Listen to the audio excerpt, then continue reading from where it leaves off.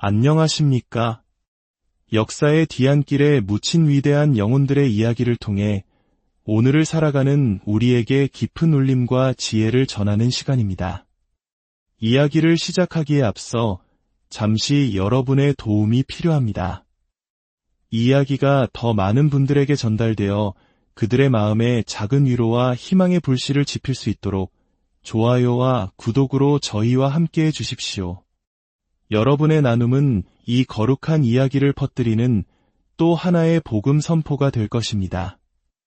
이 영상을 보시는 모든 분들께 하느님의 평화와 은총이 가득하기를 기도합니다. 자, 이제 시작하겠습니다. 맨발의 수사 한 명이 손에는 오직 십자가 하나만을 든 채 군대를 이끌고 전장으로 향했다는 사실을 알고 계십니까?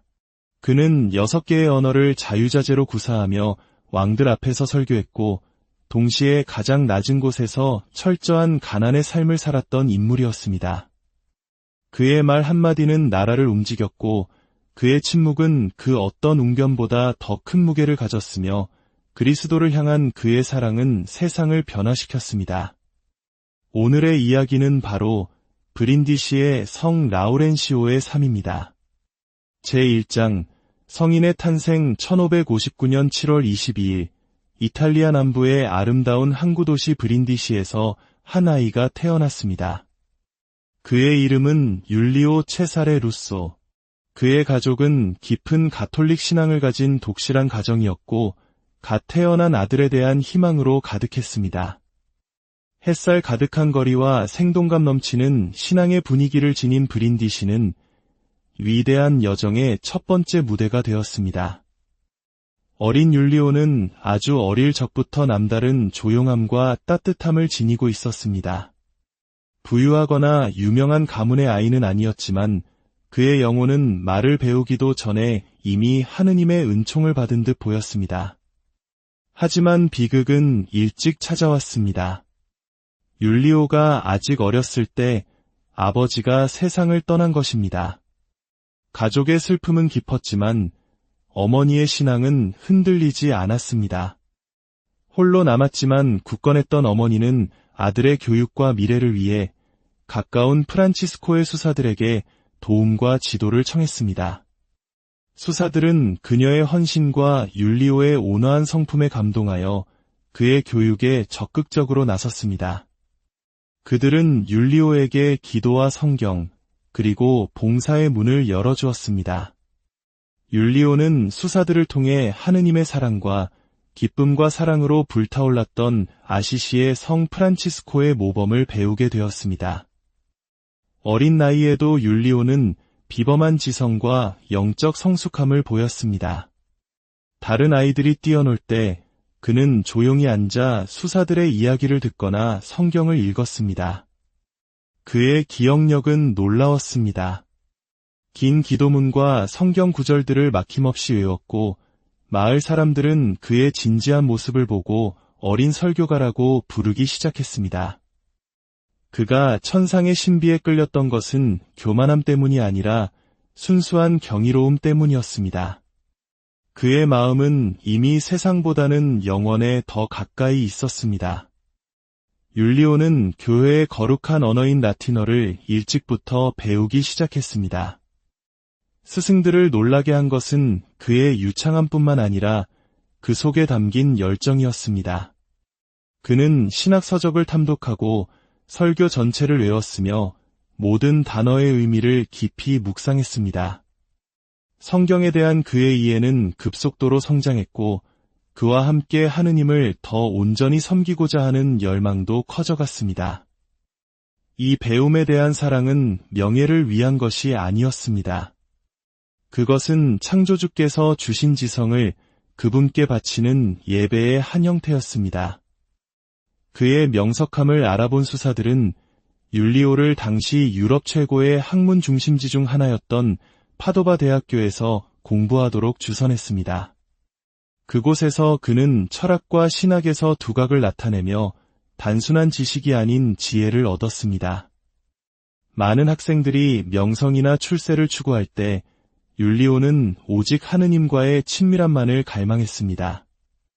그는 겸손하고 기도에 전념하며 단순한 삶을 살았습니다. 그의 하루는 공부와 침묵, 성체성사와 신심으로 채워졌습니다. 그는 조용했지만 누구도 부정할 수 없는 빛을 발했습니다. 그리고 16살, 율리오는 결정적인 선택을 합니다.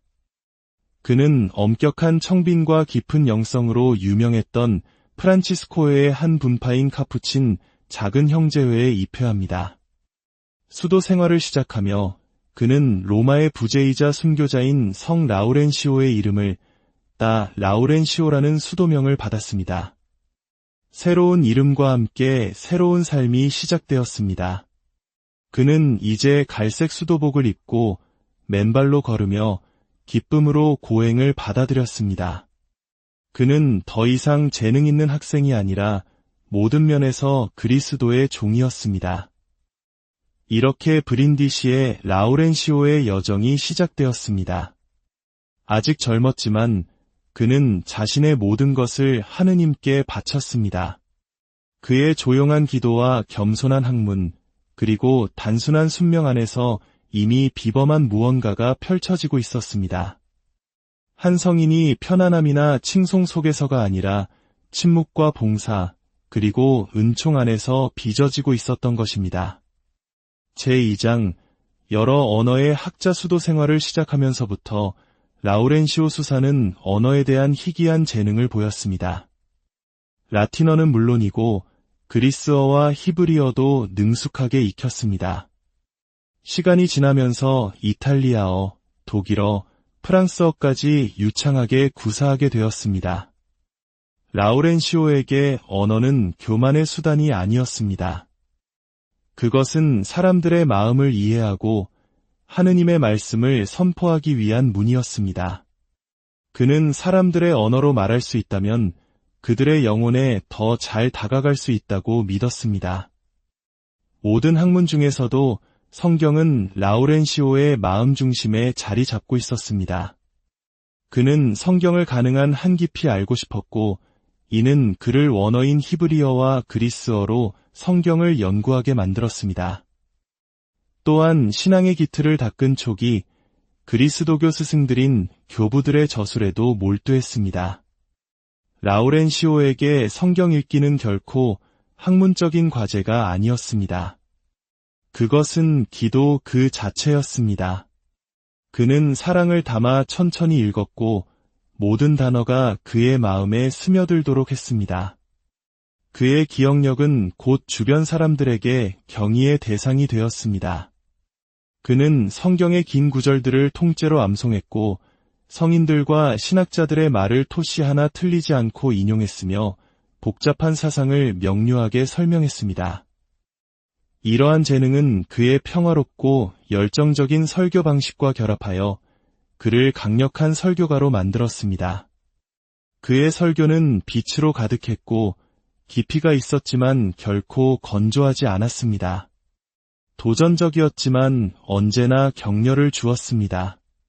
사람들은 단지 정보를 얻는 것이 아니라 영적으로 고양되는 것을 느꼈고 하느님을 향한 뜨거운 마음을 안고 설교를 들은 자리를 떠났습니다.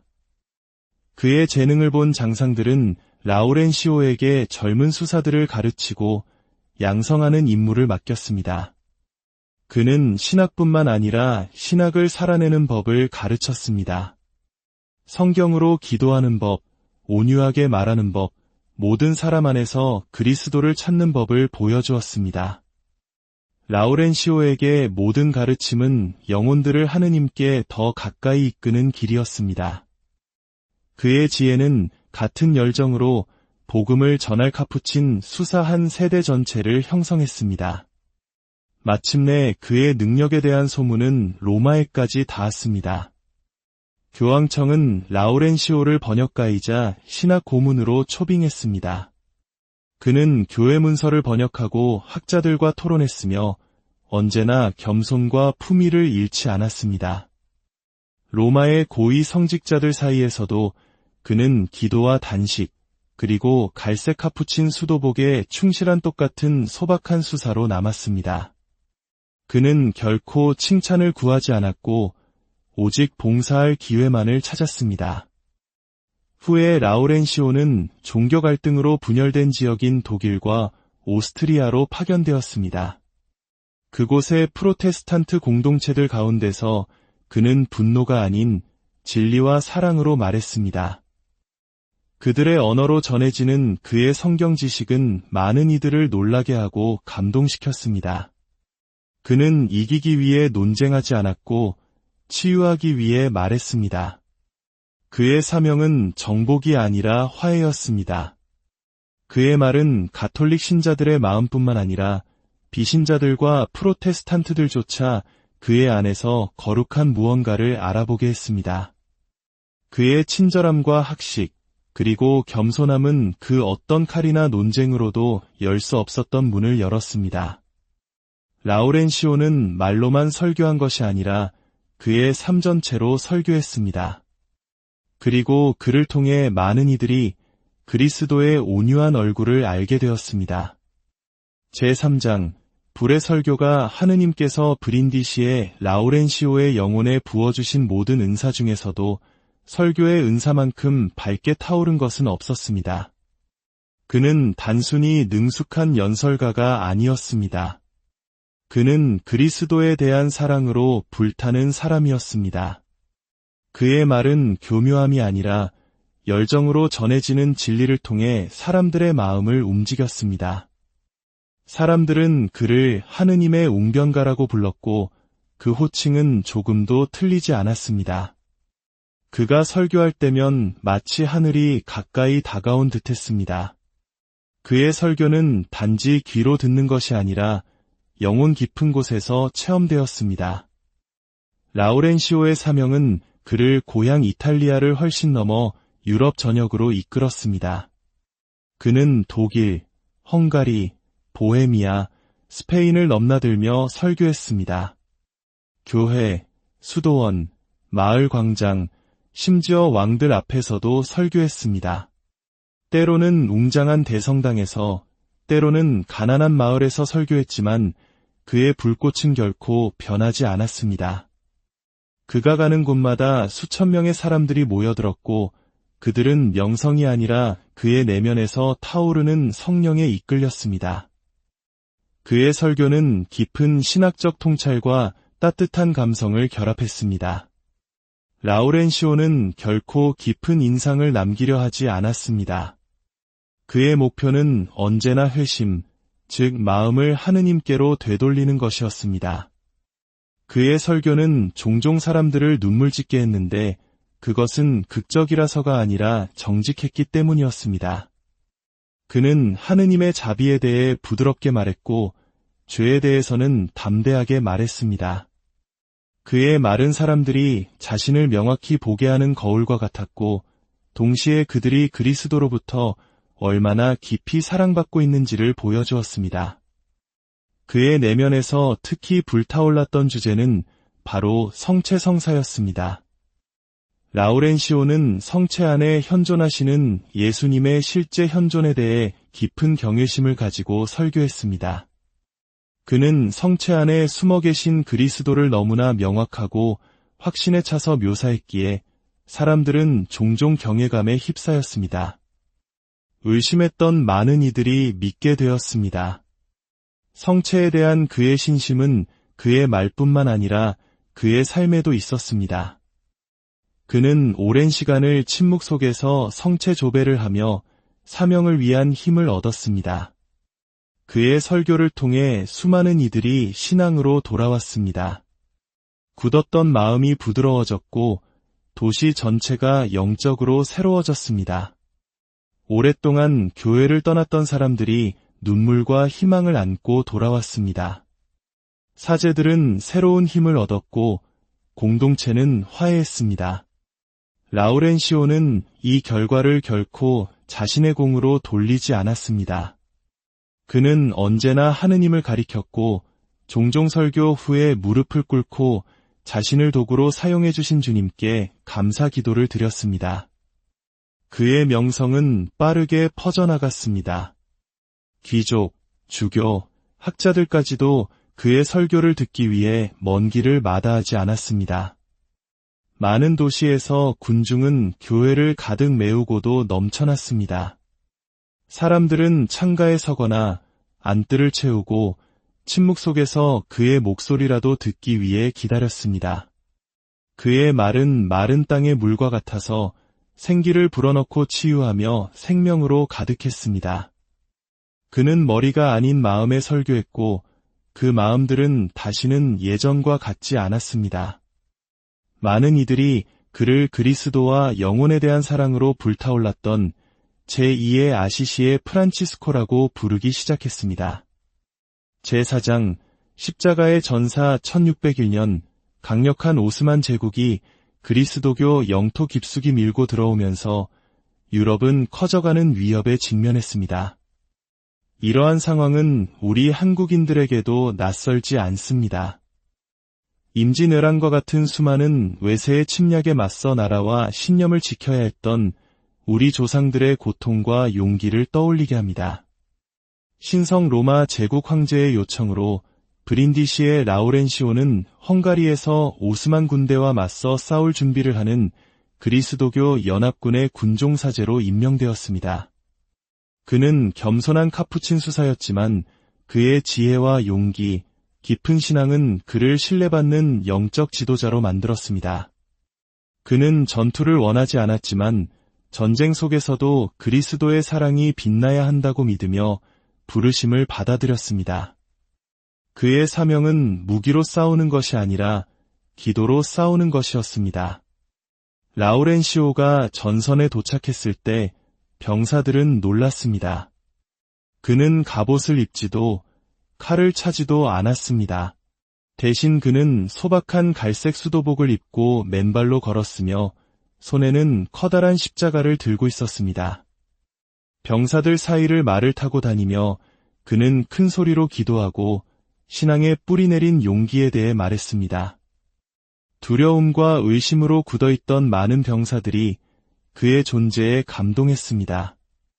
라우렌시오는 그들에게 하느님께서 함께 계시며 그들의 대의는 정복이 아니라 신앙과 가족, 그리고 자유를 지키는 것이라고 일깨워 주었습니다. 세케슈베헤르바르에서의 결정적인 전투를 앞두고 라우렌시오는 불과 확신에 찬 설교를 했습니다. 그의 말은 웅장한 연설이 아니라 희망으로 가득 찬 아버지 같은 격려였습니다. 그는 그리스도의 순환, 성인들의 용기, 그리고 하느님을 신뢰하는 데서 오는 힘에 대해 말했습니다. 병사들은 눈물을 흘렸고 어떤 이들은 무릎을 꿇었습니다. 절망의 분위기는 단결로 바뀌었습니다. 그들은 더 이상 단순한 군대가 아니라 신앙 안의 형제들이었습니다. 그리고 그 중심에는 십자가를 높이 든 맨발의 수사가 서 있었습니다. 전투가 시작되었을 때 수적으로 열세였던 그리스도교 군대는 새로 얻은 힘으로 싸웠습니다. 라우렌시오는 최전선 바로 뒤에 머물며 끊임없이 기도하고 십자가를 높이 들었습니다. 이어진 것은 놀라운 승리였습니다. 오스만 군대는 혼란에 빠져 후퇴했고 그리스도교 군대는 전장을 차지했습니다. 많은 이들이 이것을 기적이라고 불렀습니다. 그들은 승리가 무력에 의해서가 아니라 기도의 힘으로 이루어졌다고 믿었습니다.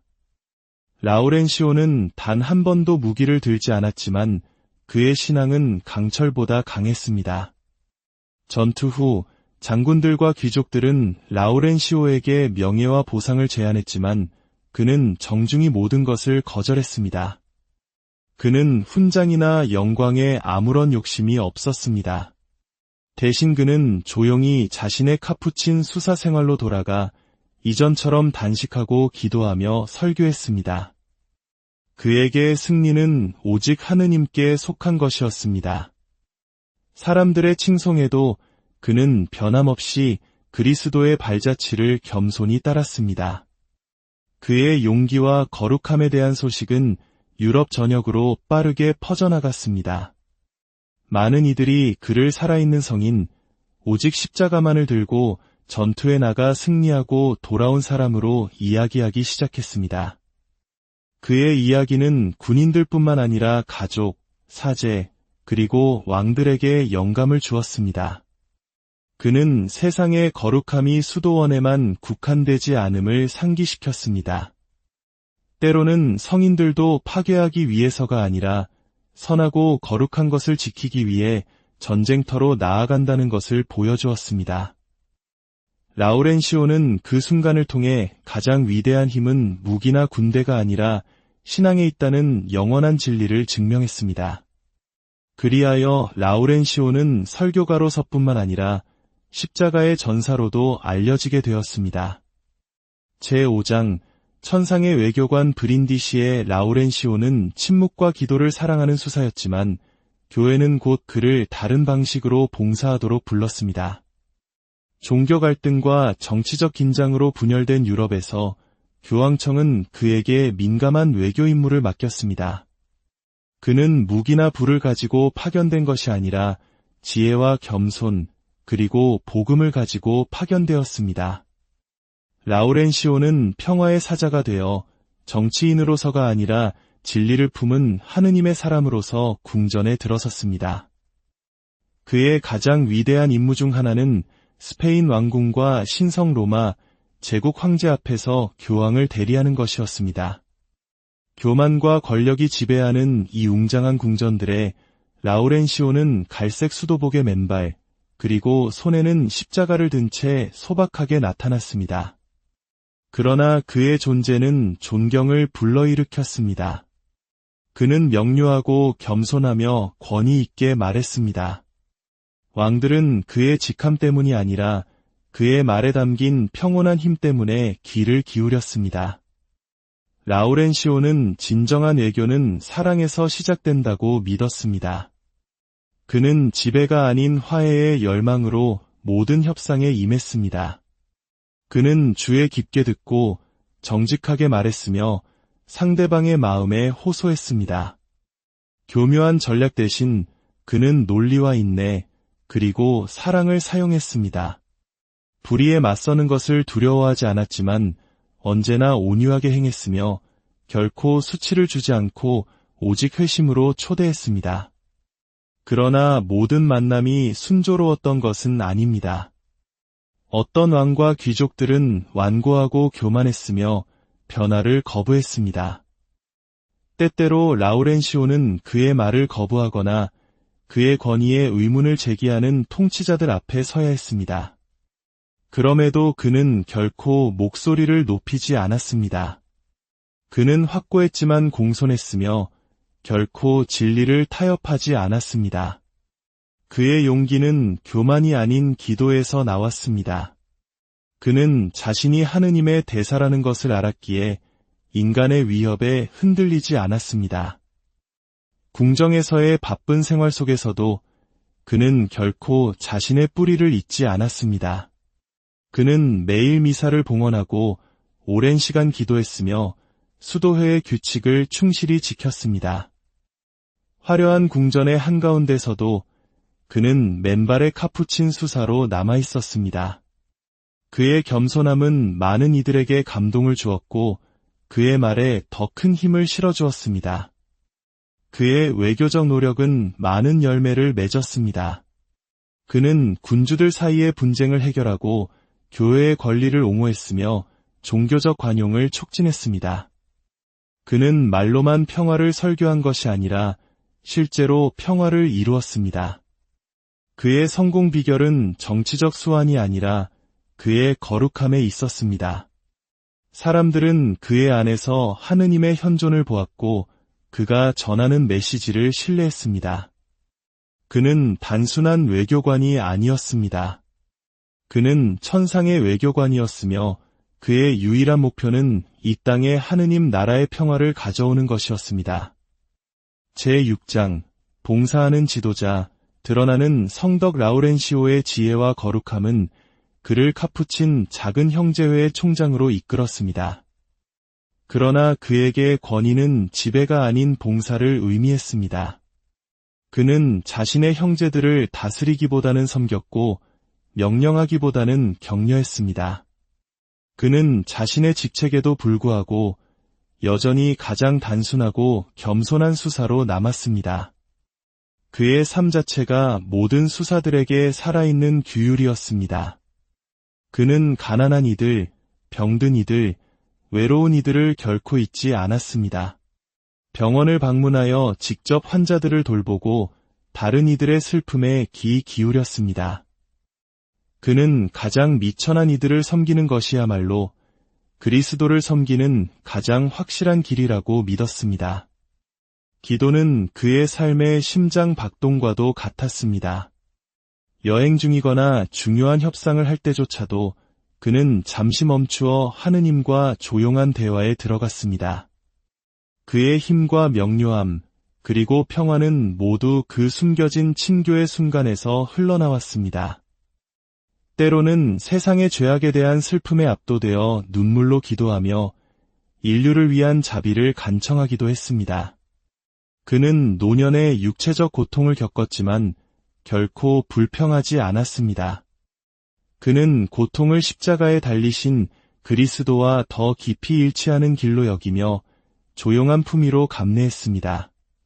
그에게 고통은 짐이 아니라 더 순수하게 사랑하고 하느님의 계획을 더 깊이 신뢰하도록 초대하는 선물이었습니다.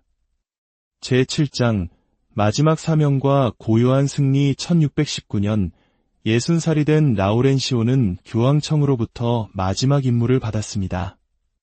쇠약해진 몸에도 불구하고 그는 스페인 국왕과의 협상을 위해 리스본으로 파견되었습니다. 그러나 리스본에 도착했을 때 그는 예상치 못한 반대에 부딪혔습니다. 그의 영향력을 두려워한 궁정의 일부 세력은 그를 왕에게서 멀리 떨어뜨려 수도원에 사실상 유폐시켰습니다. 라우렌시오는 저항하지 않았습니다. 대신 그는 겸손하게 자신의 처지를 받아들였습니다. 수도원에 홀로 갇힌 그는 온 마음을 다해 기도에 전념했습니다. 그의 사명은 겉으로는 멈춘 듯 보였지만 영적으로는 계속되고 있었습니다. 그의 독방은 경당이 되었고 그의 고독은 희생 제물이 되었습니다. 세상의 눈에는 실패처럼 보였지만 그것은 실로 은총에 숨겨진 승리였습니다. 제8장 성인의 죽음과 영원한 유산. 리스본 수도원의 고요함 속에서 라우렌시오의 건강은 계속 악화되었습니다.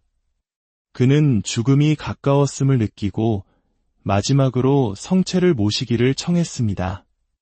성체를 영했을 때 그의 눈에는 눈물이 가득했습니다. 그것은 그가 그토록 충실히 섬겼던 주님과의 마지막 포옹이었습니다. 1619년 7월 22일 그의 60번째 생일에 라우렌시오는 조용히 자신의 영혼을 하느님께 맡겼습니다. 그는 화려함이나 의식 없이 그의 전 생애를 특징지었던 조용한 품위 속에서 세상을 떠났습니다. 그의 죽음은 끝이 아니라 본향으로의 귀환이었습니다. 그의 유해는 나폴리로 돌아와 안장되었고 그의 무덤은 곧 기도의 장소가 되었습니다. 그의 거룩함에 대한 명성은 계속 퍼져나갔습니다.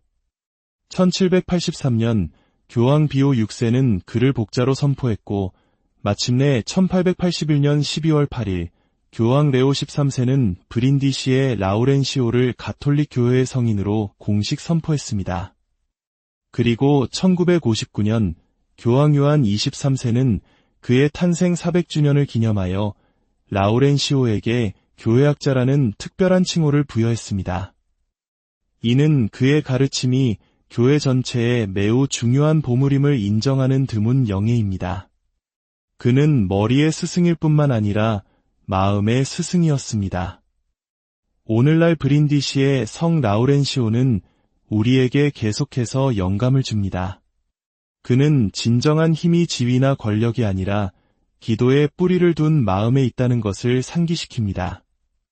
시끄럽고 분열된 세상 속에서 그는 우리에게 하느님의 조용한 음성으로 돌아가 깊이 듣고 오직 사랑으로 말하라고 가르칩니다. 이제 브린디시의 성 라우렌시오와 함께 기도합시다.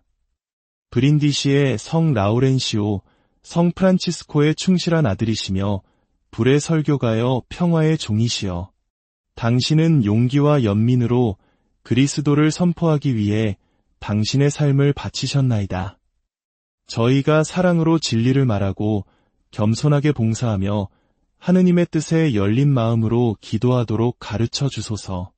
당신은 두려움 없이 왕들 앞에 섰고 인내로 시련을 견뎠으며 성체 앞에서 침묵 중에 힘을 얻으셨나이다. 저희가 지칠 때, 저희의 말이 흔들릴 때, 그리고 저희의 신앙이 시험받을 때 저희를 위해 빌어주소서. 저희가 당신처럼 기쁨과 지혜, 그리고 온전히 신뢰하는 마음으로 그리스도를 따르도록 도와주소서. 저희의 지성을 이끌어 주시어 하느님의 말씀을 깨닫게 하시고 저희의 목소리를 이끌어 주시어 평화로이 복음을 선포하게 하시며 저희의 마음을 이끌어 주시어 성체 안에 계신 예수님에 대한 사랑으로 불타게 하소서. 설교가여 스승이신 성 라우렌시오, 이제와 저희 죽을 안녕하십니까?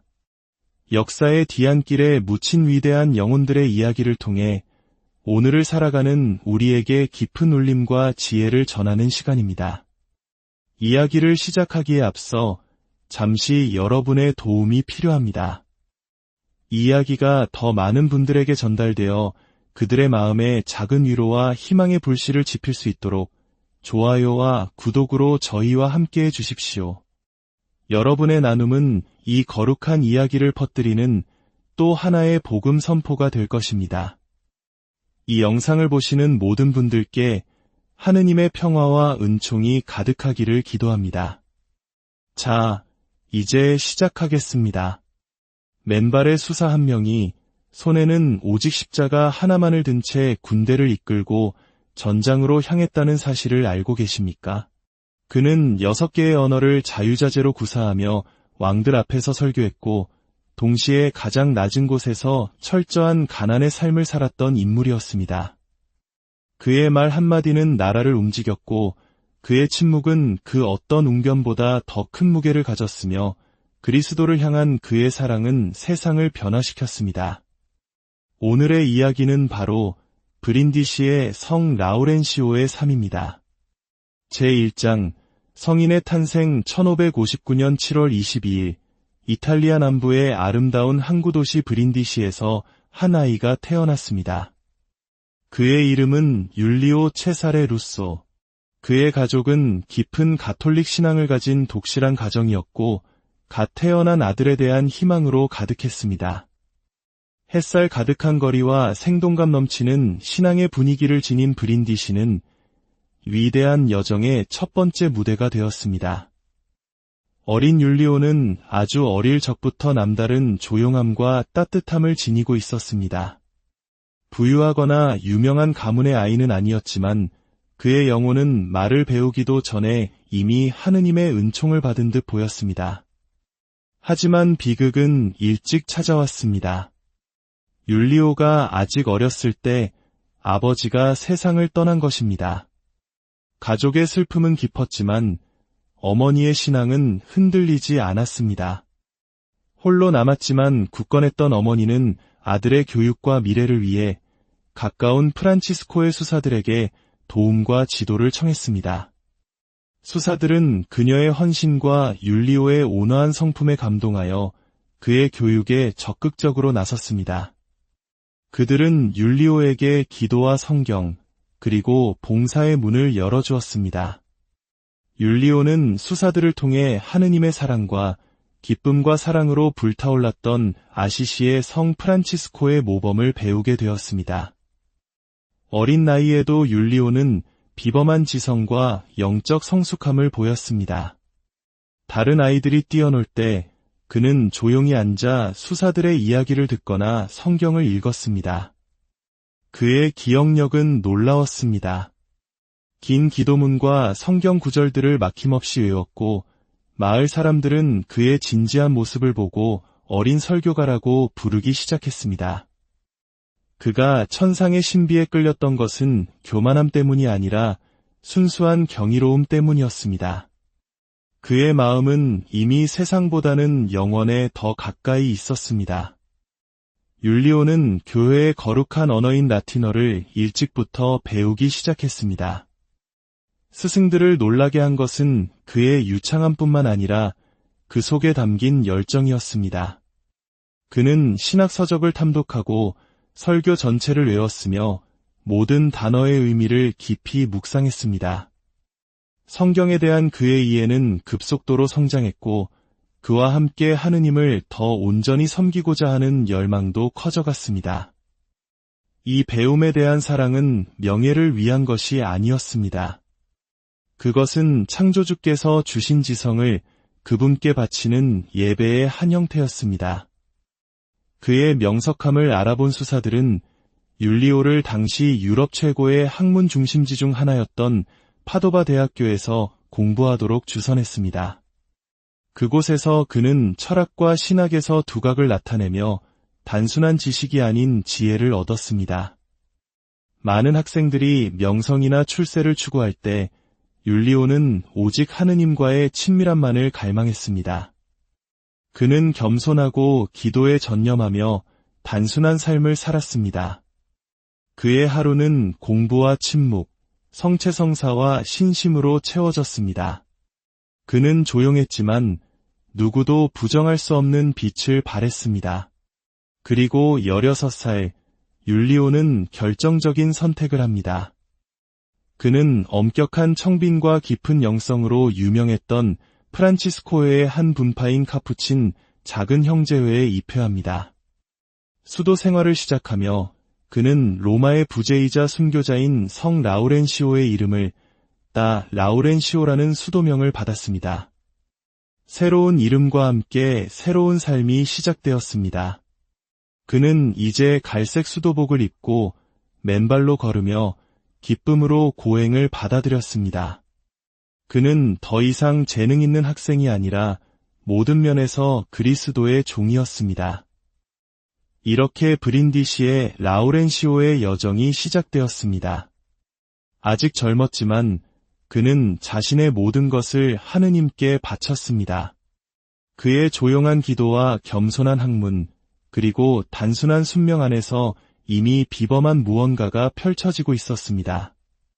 한 성인이 편안함이나 칭송 속에서가 아니라 침묵과 봉사, 그리고 은총 안에서 빚어지고 있었던 것입니다. 제2장, 여러 언어의 학자 수도 생활을 시작하면서부터 라우렌시오 수사는 언어에 대한 희귀한 재능을 보였습니다. 라틴어는 물론이고 그리스어와 히브리어도 능숙하게 익혔습니다. 시간이 지나면서 이탈리아어, 독일어, 프랑스어까지 유창하게 구사하게 되었습니다. 라우렌시오에게 언어는 교만의 수단이 아니었습니다. 그것은 사람들의 마음을 이해하고 하느님의 말씀을 선포하기 위한 문이었습니다. 그는 사람들의 언어로 말할 수 있다면 그들의 영혼에 더 잘 다가갈 수 있다고 믿었습니다. 모든 학문 중에서도 성경은 라우렌시오의 마음 중심에 자리 잡고 있었습니다. 그는 성경을 가능한 한 깊이 알고 싶었고, 이는 그를 원어인 히브리어와 그리스어로 성경을 연구하게 만들었습니다. 또한 신앙의 기틀을 닦은 초기 그리스도교 스승들인 교부들의 저술에도 몰두했습니다. 라우렌시오에게 성경 읽기는 결코 학문적인 과제가 아니었습니다. 그것은 기도 그 자체였습니다. 그는 사랑을 담아 천천히 읽었고 모든 단어가 그의 마음에 스며들도록 했습니다. 그의 기억력은 곧 주변 사람들에게 경의의 대상이 되었습니다. 그는 성경의 긴 구절들을 통째로 암송했고 성인들과 신학자들의 말을 토시 하나 틀리지 않고 인용했으며 복잡한 사상을 명료하게 설명했습니다. 이러한 재능은 그의 평화롭고 열정적인 설교 방식과 결합하여 그를 강력한 설교가로 만들었습니다. 그의 설교는 빛으로 가득했고 깊이가 있었지만 결코 건조하지 않았습니다. 도전적이었지만 언제나 격려를 주었습니다. 사람들은 단지 정보를 얻는 것이 아니라 영적으로 고양되는 것을 느꼈고 하느님을 향한 뜨거운 마음을 안고 설교를 들은 자리를 떠났습니다. 그의 재능을 본 장상들은 라우렌시오에게 젊은 수사들을 가르치고 양성하는 임무를 맡겼습니다. 그는 신학뿐만 아니라 신학을 살아내는 법을 가르쳤습니다. 성경으로 기도하는 법, 온유하게 말하는 법, 모든 사람 안에서 그리스도를 찾는 법을 보여주었습니다. 라우렌시오에게 모든 가르침은 영혼들을 하느님께 더 가까이 이끄는 길이었습니다. 그의 지혜는 같은 열정으로 복음을 전할 카푸친 수사한 세대 전체를 형성했습니다.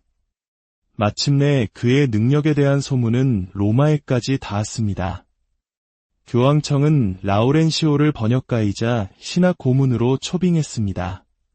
그는 교회 문서를 번역하고 학자들과 토론했으며 언제나 겸손과 품위를 잃지 않았습니다. 로마의 고위 성직자들 사이에서도 그는 기도와 단식, 그리고 갈색 카푸친 수도복에 충실한 똑같은 소박한 수사로 남았습니다. 그는 결코 칭찬을 구하지 않았고 오직 봉사할 기회만을 찾았습니다. 후에 라우렌시오는 종교 갈등으로 분열된 지역인 독일과 오스트리아로 파견되었습니다. 그곳의 프로테스탄트 공동체들 가운데서 그는 분노가 아닌 진리와 사랑으로 말했습니다. 그들의 언어로 전해지는 그의 성경 지식은 많은 이들을 놀라게 하고 감동시켰습니다. 그는 이기기 위해 논쟁하지 않았고 치유하기 위해 말했습니다. 그의 사명은 정복이 아니라 화해였습니다.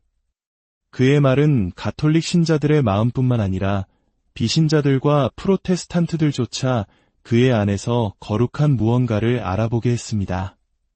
그의 친절함과 학식, 그리고 겸손함은 그 어떤 칼이나 논쟁으로도 열 수 없었던 문을 열었습니다. 라우렌시오는 말로만 설교한 것이 아니라 그의 삶 전체로 설교했습니다. 그리고 그를 통해 많은 이들이 그리스도의 온유한 얼굴을 알게 되었습니다. 제3장 불의 설교가 하느님께서 브린디시의 라우렌시오의 영혼에 부어주신 모든 은사 중에서도 설교의 은사만큼 밝게 타오른 것은 없었습니다. 그는 단순히 능숙한 연설가가 아니었습니다. 그는 그리스도에 대한 사랑으로 불타는 사람이었습니다. 그의 말은 교묘함이 아니라 열정으로 전해지는 진리를 통해 사람들의 마음을 움직였습니다. 사람들은 그를 하느님의 웅변가라고 불렀고 그 호칭은 조금도 틀리지 않았습니다. 그가 설교할 때면 마치 하늘이 가까이 다가온 듯했습니다. 그의 설교는 단지 귀로 듣는 것이 아니라 영혼 깊은 곳에서 체험되었습니다. 라우렌시오의 사명은 그를 고향 이탈리아를 훨씬 넘어 유럽 전역으로 이끌었습니다. 그는 독일, 헝가리, 보헤미아, 스페인을 넘나들며 설교했습니다. 교회, 수도원, 마을 광장, 심지어 왕들 앞에서도 설교했습니다. 때로는 웅장한 대성당에서, 때로는 가난한 마을에서 설교했지만 그의 불꽃은 결코 변하지 않았습니다. 그가 가는 곳마다 수천 명의 사람들이 모여들었고 그들은 명성이 아니라 그의 내면에서 타오르는 성령에 이끌렸습니다. 그의 설교는 깊은 신학적 통찰과 따뜻한 감성을 결합했습니다. 라우렌시오는 결코 깊은 인상을 남기려 하지 않았습니다. 그의 목표는 언제나 회심, 즉 마음을 하느님께로 되돌리는 것이었습니다. 그의 설교는 종종 사람들을 눈물 짓게 했는데 그것은 극적이라서가 아니라 정직했기 때문이었습니다. 그는 하느님의 자비에 대해 부드럽게 말했고 죄에 대해서는 담대하게 말했습니다. 그의 말은 사람들이 자신을 명확히 보게 하는 거울과 같았고 동시에 그들이 그리스도로부터 얼마나 깊이 사랑받고 있는지를 보여주었습니다. 그의 내면에서 특히 불타올랐던 주제는 바로 성체성사였습니다. 라우렌시오는 성체 안에 현존하시는 예수님의 실제 현존에 대해 깊은 경외심을 가지고 설교했습니다. 그는 성체 안에 숨어 계신 그리스도를 너무나 명확하고 확신에 차서 묘사했기에 사람들은 종종 경외감에 휩싸였습니다. 의심했던 많은 이들이 믿게 되었습니다. 성체에 대한 그의 신심은 그의 말뿐만 아니라 그의 삶에도 있었습니다.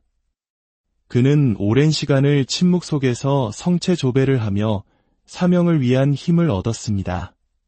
그의 설교를 통해 수많은 이들이 신앙으로 돌아왔습니다. 굳었던 마음이 부드러워졌고 도시 전체가 영적으로 새로워졌습니다. 오랫동안 교회를 떠났던 사람들이 눈물과 희망을 안고 돌아왔습니다. 사제들은 새로운 힘을 얻었고 공동체는 화해했습니다. 라우렌시오는 이 결과를 결코 자신의 공으로 돌리지 않았습니다.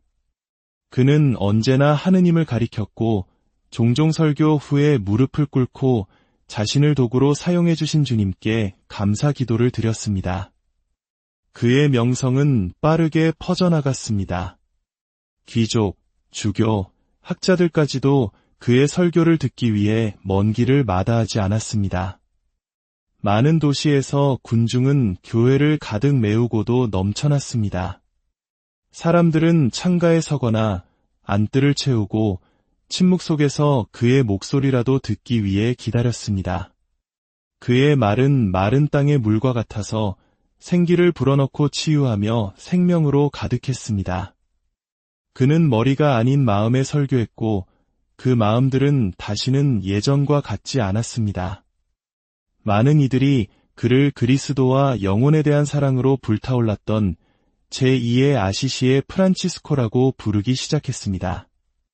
제4장 십자가의 전사 1601년 강력한 오스만 제국이 그리스도교 영토 깊숙이 밀고 들어오면서 유럽은 커져가는 위협에 직면했습니다.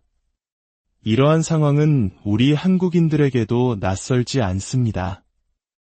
임진왜란과 같은 수많은 외세의 침략에 맞서 나라와 신념을 지켜야 했던 우리 조상들의 고통과 용기를 떠올리게 합니다. 신성 로마 제국 황제의 요청으로 브린디시의 라우렌시오는 헝가리에서 오스만 군대와 맞서 싸울 준비를 하는 그리스도교 연합군의 군종사제로 임명되었습니다. 그는 겸손한 카푸친 수사였지만 그의 지혜와 용기, 깊은 신앙은 그를 신뢰받는 영적 지도자로 만들었습니다. 그는 전투를 원하지 않았지만 전쟁 속에서도 그리스도의 사랑이 빛나야 한다고 믿으며 부르심을 받아들였습니다. 그의 사명은 무기로 싸우는 것이 아니라 기도로 싸우는 것이었습니다. 라우렌시오가 전선에 도착했을 때 병사들은 놀랐습니다. 그는 갑옷을 입지도 칼을 차지도 않았습니다. 대신 그는 소박한 갈색 수도복을 입고 맨발로 걸었으며 손에는 커다란 십자가를 들고 있었습니다. 병사들 사이를 말을 타고 다니며 그는 큰 소리로 기도하고 신앙에 뿌리 내린 용기에 대해 말했습니다. 두려움과 의심으로 굳어있던 많은 병사들이 그의 존재에 감동했습니다. 라우렌시오는 그들에게 하느님께서 함께 계시며 그들의 대의는 정복이 아니라 신앙과 가족, 그리고 자유를 지키는 것이라고 일깨워 주었습니다. 세케슈베헤르바르에서의 결정적인 전투를 앞두고 라우렌시오는 불과 확신에 찬 설교를 했습니다. 그의 말은 웅장한 연설이 아니라 희망으로 가득 찬 아버지 같은 격려였습니다. 그는 그리스도의 순환, 성인들의 용기, 그리고 하느님을 신뢰하는 데서 오는 힘에 대해 말했습니다. 병사들은 눈물을 흘렸고 어떤 이들은 무릎을 꿇었습니다. 절망의 분위기는 단결로 바뀌었습니다. 그들은 더 이상 단순한 군대가 아니라 신앙 안의 형제들이었습니다. 그리고 그 중심에는 십자가를 높이 든 맨발의 수사가 서 있었습니다. 전투가 시작되었을 때 수적으로 열세였던 그리스도교 군대는 새로 얻은 힘으로 싸웠습니다. 라우렌시오는 최전선 바로 뒤에 머물며 끊임없이 기도하고 십자가를 높이 들었습니다. 이어진 것은 놀라운 승리였습니다. 오스만 군대는 혼란에 빠져 후퇴했고 그리스도교 군대는 전장을 차지했습니다. 많은 이들이 이것을 기적이라고 불렀습니다. 그들은 승리가 무력에 의해서가 아니라 기도의 힘으로 이루어졌다고 믿었습니다. 라우렌시오는 단 한 번도 무기를 들지 않았지만 그의 신앙은 강철보다 강했습니다. 전투 후 장군들과 귀족들은 라우렌시오에게 명예와 보상을 제안했지만 그는 정중히 모든 것을 거절했습니다. 그는 훈장이나 영광에 아무런 욕심이 없었습니다. 대신 그는 조용히 자신의 카푸친 수사 생활로 돌아가 이전처럼 단식하고 기도하며 설교했습니다. 그에게 승리는 오직 하느님께 속한 것이었습니다. 사람들의 칭송에도 그는 변함없이 그리스도의 발자취를 겸손히 따랐습니다. 그의 용기와 거룩함에 대한 소식은 유럽 전역으로 빠르게 퍼져나갔습니다. 많은 이들이 그를 살아있는 성인, 오직 십자가만을 들고 전투에 나가 승리하고 돌아온 사람으로 이야기하기 시작했습니다. 그의 이야기는 군인들뿐만 아니라 가족, 사제, 그리고 왕들에게 영감을 주었습니다. 그는 세상의 거룩함이 수도원에만 국한되지 않음을 상기시켰습니다. 때로는 성인들도 파괴하기 위해서가 아니라 선하고 거룩한 것을 지키기 위해 전쟁터로 나아간다는 것을 보여주었습니다. 라우렌시오는 그 순간을 통해 가장 위대한 힘은 무기나 군대가 아니라 신앙에 있다는 영원한 진리를 증명했습니다. 그리하여 라우렌시오는 설교가로서뿐만 아니라 십자가의 전사로도 알려지게 되었습니다. 제5장 천상의 외교관 브린디시의 라우렌시오는 침묵과 기도를 사랑하는 수사였지만 교회는 곧 그를 다른 방식으로 봉사하도록 불렀습니다. 종교 갈등과 정치적 긴장으로 분열된 유럽에서 교황청은 그에게 민감한 외교 임무를 맡겼습니다. 그는 무기나 불을 가지고 파견된 것이 아니라 지혜와 겸손, 그리고 복음을 가지고 파견되었습니다. 라우렌시오는 평화의 사자가 되어 정치인으로서가 아니라 진리를 품은 하느님의 사람으로서 궁전에 들어섰습니다. 그의 가장 위대한 임무 중 하나는 스페인 왕궁과 신성 로마 제국 황제 앞에서 교황을 대리하는 것이었습니다. 교만과 권력이 지배하는 이 웅장한 궁전들에 라우렌시오는 갈색 수도복의 맨발, 그리고 손에는 십자가를 든 채 소박하게 나타났습니다. 그러나 그의 존재는 존경을 불러일으켰습니다. 그는 명료하고 겸손하며 권위 있게 말했습니다. 왕들은 그의 직함 때문이 아니라 그의 말에 담긴 평온한 힘 때문에 귀를 기울였습니다. 라우렌시오는 진정한 외교는 사랑에서 시작된다고 믿었습니다. 그는 지배가 아닌 화해의 열망으로 모든 협상에 임했습니다. 그는 주에 깊게 듣고 정직하게 말했으며 상대방의 마음에 호소했습니다. 교묘한 전략 대신 그는 논리와 인내, 그리고 사랑을 사용했습니다. 불의에 맞서는 것을 두려워하지 않았지만 언제나 온유하게 행했으며 결코 수치를 주지 않고 오직 회심으로 초대했습니다. 그러나 모든 만남이 순조로웠던 것은 아닙니다. 어떤 왕과 귀족들은 완고하고 교만했으며 변화를 거부했습니다. 때때로 라우렌시오는 그의 말을 거부하거나 그의 권위에 의문을 제기하는 통치자들 앞에 서야 했습니다. 그럼에도 그는 결코 목소리를 높이지 않았습니다. 그는 확고했지만 공손했으며 결코 진리를 타협하지 않았습니다. 그의 용기는 교만이 아닌 기도에서 나왔습니다. 그는 자신이 하느님의 대사라는 것을 알았기에 인간의 위협에 흔들리지 않았습니다. 궁정에서의 바쁜 생활 속에서도 그는 결코 자신의 뿌리를 잊지 않았습니다.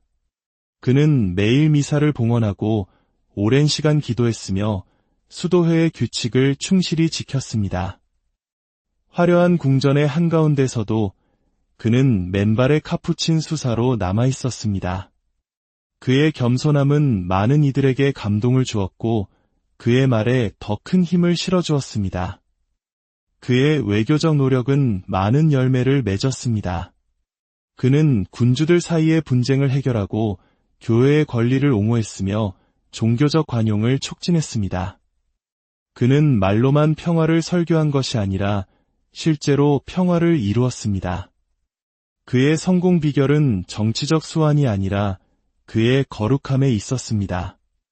사람들은 그의 안에서 하느님의 현존을 보았고 그가 전하는 메시지를 신뢰했습니다. 그는 단순한 외교관이 아니었습니다. 그는 천상의 외교관이었으며 그의 유일한 목표는 이 땅에 하느님 나라의 평화를 가져오는 것이었습니다.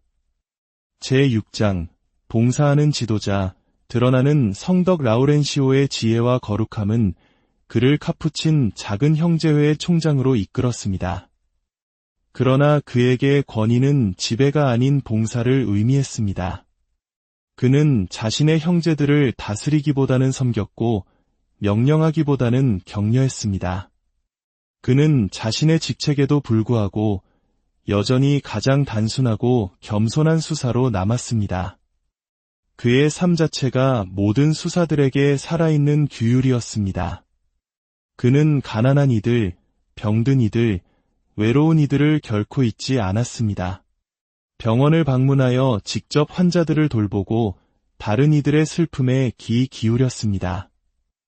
그는 가장 미천한 이들을 섬기는 것이야말로 그리스도를 섬기는 가장 확실한 길이라고 믿었습니다. 기도는 그의 삶의 심장 박동과도 같았습니다. 여행 중이거나 중요한 협상을 할 때조차도 그는 잠시 멈추어 하느님과 조용한 대화에 들어갔습니다. 그의 힘과 명료함, 그리고 평화는 모두 그 숨겨진 친교의 순간에서 흘러나왔습니다. 때로는 세상의 죄악에 대한 슬픔에 압도되어 눈물로 기도하며 인류를 위한 자비를 간청하기도 했습니다. 그는 노년의 육체적 고통을 겪었지만 결코 불평하지 않았습니다. 그는 고통을 십자가에 달리신 그리스도와 더 깊이 일치하는 길로 여기며 조용한 품위로 감내했습니다. 그에게 고통은 짐이 아니라 더 순수하게 사랑하고 하느님의 계획을 더 깊이 신뢰하도록 초대하는 선물이었습니다. 제7장 마지막 사명과 고요한 승리. 1619년 60살이 된 라우렌시오는 교황청으로부터 마지막 임무를 받았습니다. 쇠약해진 몸에도 불구하고 그는 스페인 국왕과의 협상을 위해 리스본으로 파견되었습니다. 그러나 리스본에 도착했을 때 그는 예상치 못한 반대에 부딪혔습니다. 그의 영향력을 두려워한 궁정의 일부 세력은 그를 왕에게서 멀리 떨어뜨려 수도원에 사실상 유폐시켰습니다. 라우렌시오는 저항하지 않았습니다. 대신 그는 겸손하게 자신의 처지를 받아들였습니다. 수도원에 홀로 갇힌 그는 온 마음을 다해 기도에 전념했습니다. 그의 사명은 겉으로는 멈춘 듯 보였지만 영적으로는 계속되고 있었습니다. 그의 독방은 경당이 되었고 그의 고독은 희생 제물이 되었습니다. 세상의 눈에는 실패처럼 보였지만 그것은 실로 은총에 숨겨진 승리였습니다. 제8장 성인의 죽음과 영원한 유산. 리스본 수도원의 고요함 속에서 라우렌시오의 건강은 계속 악화되었습니다. 그는 죽음이 가까웠음을 느끼고 마지막으로 성체를 모시기를 청했습니다. 성체를 영했을 때 그의 눈에는 눈물이 가득했습니다. 그것은 그가 그토록 충실히 섬겼던 주님과의 마지막 포옹이었습니다. 1619년 7월 22일 그의 60번째 생일에 라우렌시오는 조용히 자신의 영혼을 하느님께 맡겼습니다. 그는 화려함이나 의식 없이 그의 전 생애를 특징지었던 조용한 품위 속에서 세상을 떠났습니다. 그의 죽음은 끝이 아니라 본향으로의 귀환이었습니다. 그의 유해는 나폴리로 돌아와 안장되었고 그의 무덤은 곧 기도의 장소가 되었습니다. 그의 거룩함에 대한 명성은 계속 퍼져나갔습니다. 1783년 교황 비오 6세는 그를 복자로 선포했고 마침내 1881년 12월 8일 교황 레오 13세는 브린디시의 라우렌시오를 가톨릭 교회의 성인으로 공식 선포했습니다. 그리고 1959년 교황 요한 23세는